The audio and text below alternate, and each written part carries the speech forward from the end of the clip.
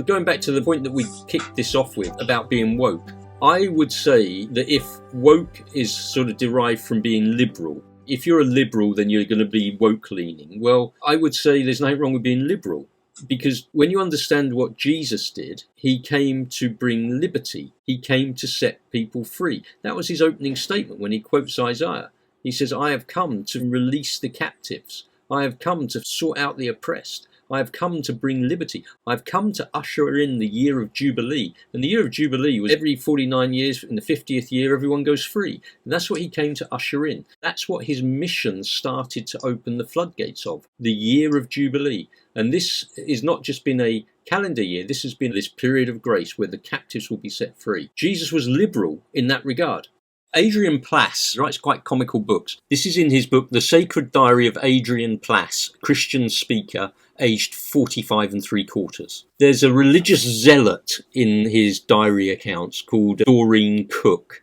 And Doreen Cook is what you would probably tag as your Christian nationalist, your Christian fundamentalist. And we need a theocracy, and everybody that doesn't agree with us, well, we need to string them up on the nearest gibbet, and that's that type of thing. And he's recounting a conversation that his wife, Anne, has with this lady, Doreen, who's on her high horse about something, and all these pesky liberals, which you could probably put woke people in place of. This is just a really nice picture of the freedom that you have in Christ, the freedom that you have in Jesus, which you drown out when you remove who he is and you fail to understand his message. It goes like this. So this is Anne talking to Doreen. She says, there is nothing liberal about coming down the road that another human being is travelling to meet them and bring them to safety.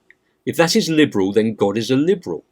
There is nothing liberal about helping people to smash the false gods and images of religion or worldliness that have let them down and given them nothing over the years. If doing that is liberal, then God is a liberal. There is nothing liberal about using divine gifts of creativity, flexibility, ingenuity to open doors of understanding and delight in those who desperately need to know that compassion and care really are waiting for them in the arms of the Father. If that is liberal, then the God who created this world is a liberal.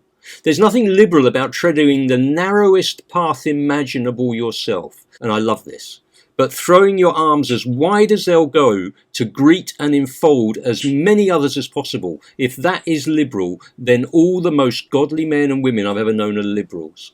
There is nothing liberal, Doreen, about staying at the back of the expedition to tie shoelaces and to encourage the fat ones and the slow ones and the ones whose feet hurt, rather than pushing triumphantly to the front of the line so that you can be the first to the ultimate destination. If doing that is liberal, then Jesus was the greatest liberal of them all. And I think to myself, yeah, this is how we should walk down our life. We hold our arms wide and we gather people in and we introduce them to the God-man, Jesus. That's Christianity, as far as I can see it.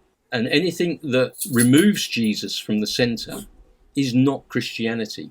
Some people say, well, to be Christian is to believe in God. That's nonsense. What God? A belief in God, all that does is that aligns you at the same table as the demonic realm, who also believe in God. The belief in God does not make you Christian. The belief in Jesus as God is what makes you Christian. And the most staggering revelation of that is by the Apostle Paul in his book to the Colossians. In Colossians 1, where he talks about Jesus being the visible representation of the invisible God. That's what makes you Christian. It's not your belief in God. Good on you. You believe in God. Welcome to the table. Enjoy the feast with the demonic realm.